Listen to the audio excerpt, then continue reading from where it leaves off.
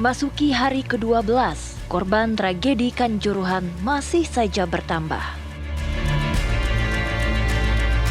Hingga saat ini korban meninggal sudah mencapai 133 jiwa.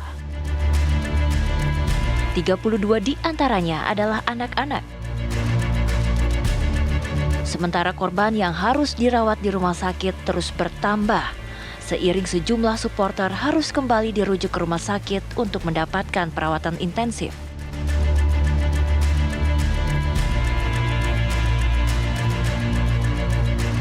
Tak hanya itu, peristiwa penuh histeria yang diwarnai saling berdesakan hingga terinjak-injak pasca polisi menembakkan gas air mata ke tribun penonton menimbulkan sisi trauma bagi korban selamat.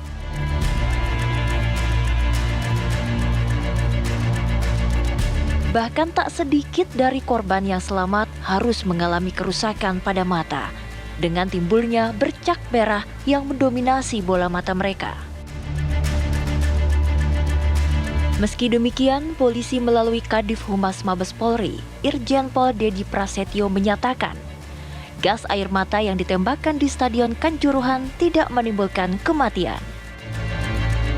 Para supporter yang meregang nyawa diklaim karena kekurangan oksigen setelah berdesak-desakan dan terinjak-injak. Tim TV One mengabarkan.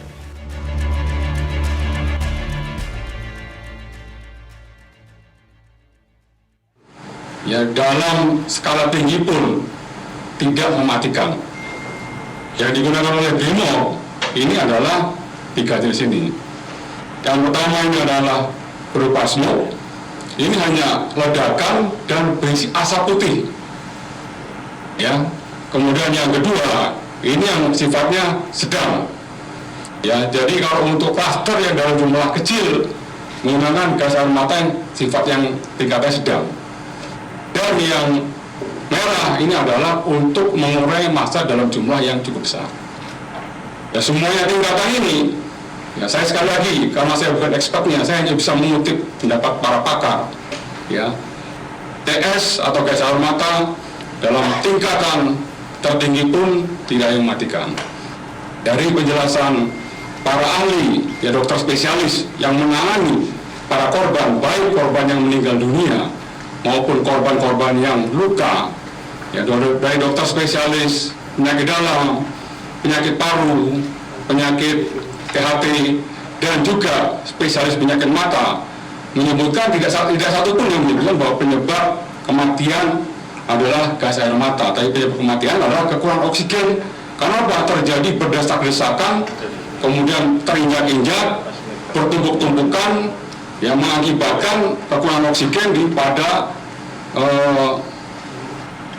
pintu 13, pintu 11, pintu 14, dan pintu 3. Oke, kita akan langsung diskusikan hal ini bersama dengan 3 orang narasumber yang sudah bergabung bersama kami pagi hari ini. Ada Bang Renal Kasali, anggota TGIPF, kemudian ada Bang Nigara, anggota Dewan Pakar dan Komisi Disiplin PSSI tahun 2004 hingga 2011. Dan ada Pak Dede Nasrullah, dosen Universitas Muhammadiyah Surabaya. Selamat pagi semuanya, salam sehat. Selamat pagi, Assalamualaikum. Assalamualaikum. Ya, Waalaikumsalam warahmatullahi wabarakatuh. Iya, saya mau ke Bang Renal Kasali dulu. Bang Renal, informasi atau pernyataan terbaru yang disampaikan oleh TGIPF ini kan bahwa penembakan gas air mata sifatnya ini mematikan. Nah, dasarnya ini apa sih, Bang Renal? Kami melihat CCTV, kami mengambil selongsong gas air mata itu, kami bawa, kami bicara dengan sejumlah pihak, kami lihat dan sekarang selongsongnya sedang diuji di laboratorium, tetapi kami melihat ini adalah interaksi dari sejumlah hal. Yang pertama itu adalah tentu saja adanya ketidakprofesionalan dari semua pihak.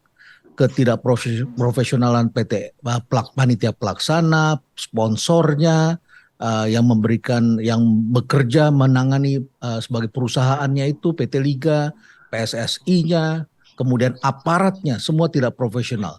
Jadi kalau dilihat gas air mata itu tidak berdiri sendiri. Gas air mata itu memang tujuannya adalah untuk memencarkan massa.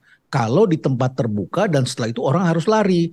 Tapi kalau lari dia tidak ada tempat persembunyian dan kemudian terpojok di situ, kemudian gas yang dihirup menjadi sangat banyak, tentu menjadi lihat saja itu. Kita tidak perlu ribut lagi, lihat saja fakta-fakta yang ada.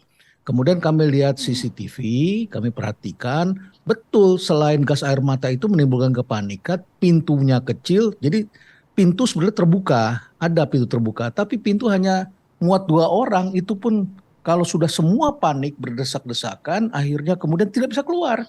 Karena yang satu menginjak kakinya, yang satu pengen ditarik ke depan, semua jadi berdesak-desakan di sana. Kemudian ditambah lagi aparat yang tidak profesional di dalam dan di luar. Jadi di dalam itu ditembakkan gas air mata yang mungkin juga ada kesalahan dilemparnya sampai ke tribun yang penontonnya sedang tenang. Yang di tribun lari ke pintu, di pintu untuk menyelamatkan tim Persebaya yang akan keluar, dan kemudian akhirnya juga ada gas air mata lagi di pintu 2 masuk ke dalam. Jadi so complicated, dan ini bertahun-tahun sering terjadi, walaupun tidak ada gas air mata, tetap korbannya banyak, tapi pembiarannya terlalu lama pembiaran. Ya.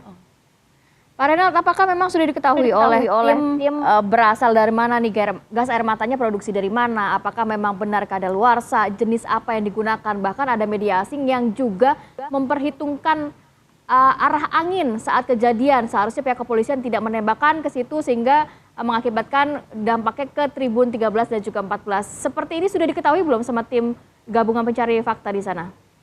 Sudah, kami melihat ada gas air matanya itu ada 9 jenis dan terdiri dari berasal dari beberapa negara, dan itu kami sudah ambil, kami sudah bawa ke laboratorium, dan tentu saja kita juga memperhatikan kadaluarsanya dan lain sebagainya. Arah angin juga kami perhatikan, memang itu semakin mempercepat, jadi sudah ditembak ke satu titik, kemudian itu menuju ke pintu, dan disitulah massa berkumpul, angin bawa ke sana, jadi itu juga turut berpengaruh.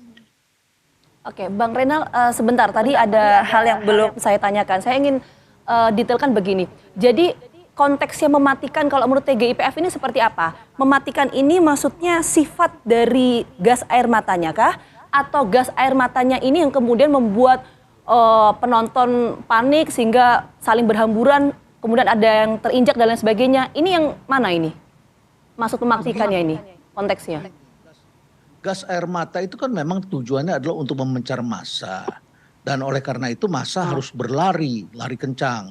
Nah, kalau dia tidak lari, dia menghirup terus, dan di situ suasananya padat, dia gabungan antara terinjak-injak, ya. Tapi yang kena gas air mata sampai hari ini kan terlihat sekali, itu matanya seperti itu kan bukan tercolok gitu, bukan kena benturan mata yang tadi kita lihat di TV. Itu semua adalah mata karena cairan kimia. Jadi itu yang kami lihat begitu. Dan kami sudah bicara dengan sejumlah ahli dan menemukan hal seperti itu. Jadi gas air mata itu bagus kalau misalnya Anda pakai di tempat terbuka dan kemudian orang pencar lari begitu. Bahkan petugasnya pun menggunakan masker. Nah, tetapi kali ini kita melihat situasinya berbeda. Jadi di situ mereka menghirup dan kelihatannya dalam porsi yang cukup besar. Baik, saya mau ke Bang Nigara. Bang Nigara memang memang sudah cukup lama berkecimpung begitu ya di PSSI. Anda melihat dari kasus Kanjuruhan ini kan memang dapat dikatakan dosa bersama lah ya, dosa berjamaah. Banyak juga pihak yang juga tidak sesuai dengan standar yang ada yang dilakukan pada saat kejadian.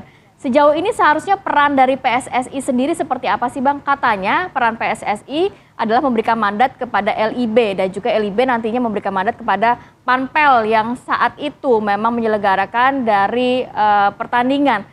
Anda melihatnya seperti apa Bang Nigara? Ya, ini kan sebetulnya sesuatu yang rutin aja, sudah berjalan terus-menerus ya. Kemudian ada situasi yang seperti ini membuat kita semua akhirnya terkejut gitu bahwa oh iya ternyata kita ini belum terlalu siap untuk menghadapi situasi ini. Kan PSSI punya mandat, punya kompetisi lalu dikelola oleh pengelolanya yaitu PT LIB. Dan ini udah biasa gitu dilakukan. Bukan berarti kematian ini biasa, bukan. Saya setuju dengan Bung Renat Kasali tadi bahwa profesionalitasnya masih nggak ada gitu ya. Itu saya setuju banget gitu. Kenapa? Karena saya ngeliput Piala Dunia 2 kali, 90 sama 94 di Italia dan Amerika, di mana hooligan luar biasa tuh di Italia. Kemudian Piala Eropa di Swedia, hooligannya juga gila. Tapi saya nggak ngeliat gas air mata di situ gitu. Bahkan ketika penjarahan terjadi, polisi menggebahnya tidak dengan gas air mata gitu. Nah itu tempat terbuka, apalagi ini tempat tertutup gitu. Jadi saya kira situasi ini memang kesalahan kita bersama. Apalagi Stadion Kanjuruhan kan masih masif, kursinya masih panjang begitu, bukan single seater seperti sebagaimana yang diwajibkan oleh FIFA gitu. Tapi ini juga kan punya persoalan tersendiri karena di Indonesia ini belum banyak stadion menggunakan single seater karena dulu itu kursinya masif, nggak ada masalah gitu.